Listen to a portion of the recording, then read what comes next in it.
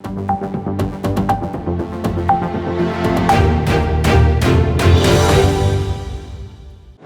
evening all. We are here today evening for a special announcement by Dr. Andrew. I'll call him Dr. Andrew. And Harish Velji is here. And we have some distinguished guests here from Sri Om, from Hindu Council and India Link. Mr. Pawan Luthra and Harish Prasad, our solicitors. Dr. Andrew has been here with us for nearly 2-3 months, known to us, but he has got a very good talent and a career. He is a doctorate from Oxford in economics. That's a subject I always get away from the thing. And he has been advisor to Kevin Rudd in his cabinet when he was in the cabinet. And he was also advisor regarding the free trade with India. Now he is going to give us a very good lift up for the Labour Party and to us, because Labour has been giving us good background, good support, and also good vibes always. In the last elections in 2019, we had a great support at that time from Michelle and Harish also. And this time Aisha is also joined us. And of course, we are here with us our great Lord Deputy Mayor Samir Pandey. I know him even before he joined the council from aged care industry. And we have been together in the aged care for the last 15-20 years. And Hindu Council, Mr. Surinder Jain, Vice President, and there is Senior Vice President Suresh Vasisht, Joint Secretary Nitin Jayaraman. I would like to invite Dr. Andrew to give the good news. I don't know what it is. He'll tell me that. Thank you. Well, thank you very much. Okay, terrific. Well, first of all, I'd like to say namaste, kemcho, vanakkam, and salam alaikum. And I would like to acknowledge the organisers of this event, Jai Rahman and Sri Om Care, for so quickly arranging it at very short notice. I appreciate it. I also have to apologise. Today is actually pre-poll, so people are already voting. So we're down in Harris Park on Dixon Street voting today. So I've been down there all day and we'll have to go back. So I'll only be with you shortly. I apologise for that. But that doesn't take away from the importance of this event and this announcement. Aged care is incredibly important to our community because the way that we treat older Australians reflects on us as a society. In almost every community, we're taught to respect our elders, to respect and treat with dignity those people who have worked their whole lives to support us, to build our country, to support their families and make Australia what it is today. And aged care has been an important topic in this election. And Labor has put forward a very strong aged care policy. The Morrison government announced a royal commission into aged care. They got delivered a report on that royal commission. And yet they have failed to implement that report. And that is why aged care is in crisis in Australia. And everywhere I go, right across this electorate, I hear from people telling me that aged care is in crisis. They're worried about aged care. They're worried about themselves. They're worried about their parents. And that's why the Labor government has committed to a comprehensive program of reform for aged care. And it involves 5 elements. The first element is to make sure there is a nurse in every residential aged care facility. And that is really important. It's amazing to think that there are aged care facilities that don't currently have a nurse. So Labor will put a nurse in every aged care facility. Secondly, it will increase the level of care that each resident gets, up to the level recommended by the Aged Care Royal Commission.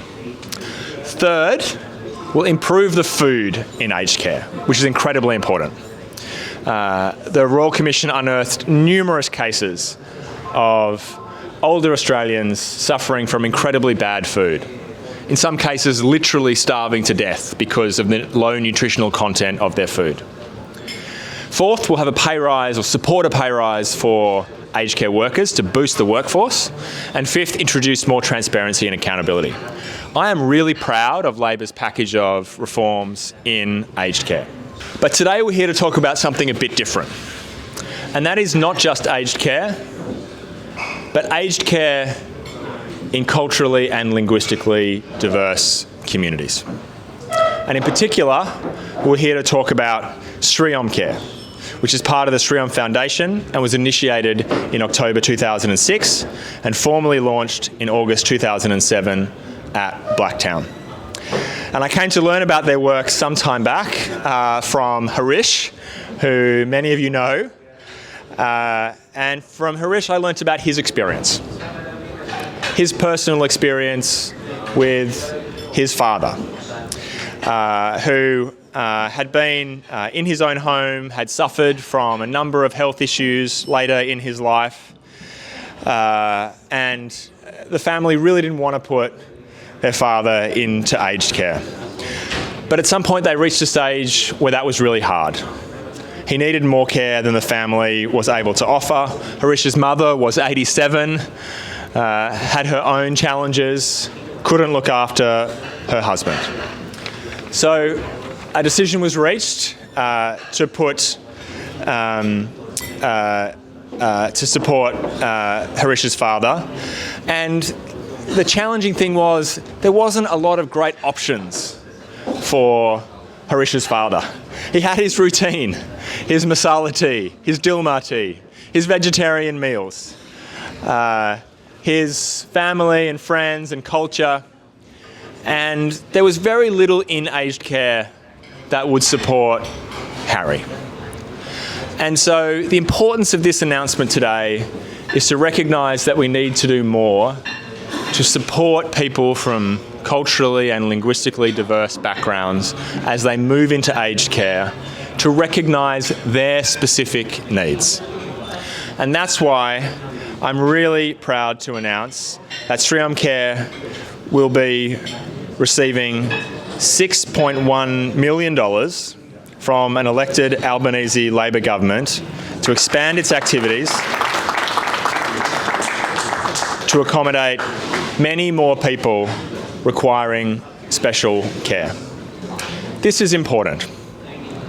It's important for all of us as Australians to know that no matter who our parents are, where they come from, what their specific needs are, that there is a place in the aged care system for them.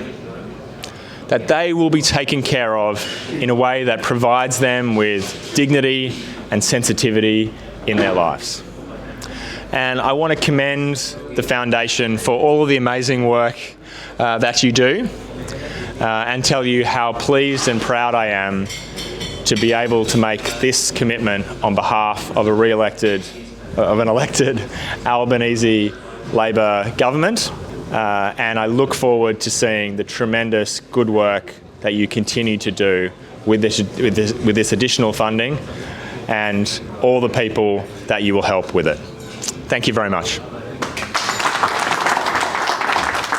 Thank you, Andrew. Thank you. Thank you, Andrew, for this great service to the humanity. Our Guru says humanity leads divinity. So our organization is based on that. And for the last 15 years, we have been doing the service in-home and also center-based care.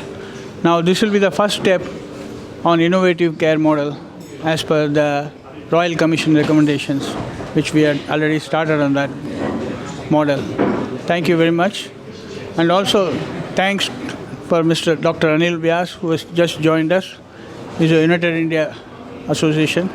And anybody would like to speak to? Thank you, Jaramanji. Thank you. Can I thank Andrew and the future Albanese government, hopefully on Saturday, for this wonderful gesture of supporting the KAL community in Sydney. There is a big gap, as Jaramanji said, and as he knows, being involved in aged care, of supporting the KAL communities and especially Indian subcontinent's community in terms of aged care. There's not one. There's not one aged care facility dedicated towards the Indian community. So it's a big help and support to everyone. Big leap. It is something which, at that age, we need every single person to live a life of dignity and respect. And the choices should be there. When someone, and Andrew mentioned about Harish's dad, when someone from Indian subcontinent or any other background walks into an aged care facility, there's no options, there's no choices. And I think this funding will give the choices to individuals to live a life of dignity and respect. So thank you, Andrew and Labor Party, for this wonderful gesture. Thank you very much, Mr. Andrew Charlton and Albanese future government. Hindu Council did a survey on what are the pressing needs of Hindu community. Aged care came on top. We have asked every party that we don't have any aged care facility in Sydney or in Melbourne, which is suitable for Hindu and Indian clients. Most of us who came in 70s and 80s, they are self-funded retirees. Many of them have the money to afford and go to any aged care facility that they want. But they won't get dhokla, they won't get masala chai, they won't get somebody who can speak in Gujarati or Punjabi to them. So I'm so happy, I'm proud of Shri Om that they have been working so hard and that work has been recognized today. And thank you again. Thank you, Sundarji. Thank you, Jairamji. Thank you. I think I was there with Harish for your first ever launch of this initiative. Yeah. Incidentally, Aisha joined us in 2009 when we launched retirement living in Regis Hotel in Norwest. And since then till now, that's been almost like 15 years since you first had this little seed of an idea, which has grown into a tiny plant, which we hope to see blossom into a massive, massive tree and forest of these kind of places that we need, not only in the South Asian communities, coal communities in general, but the last resort ever any of our communities and the families in those communities want is to put their own parents in a nursing home. But if there's no choice, you want to put them in a place that has dignity, that respects cultural values, that treats them like a human person and not just another number waiting to die. So thank you for this initiative. We're with you all the way. And another round of applause. Thank you so much. VT Times. Be with the times.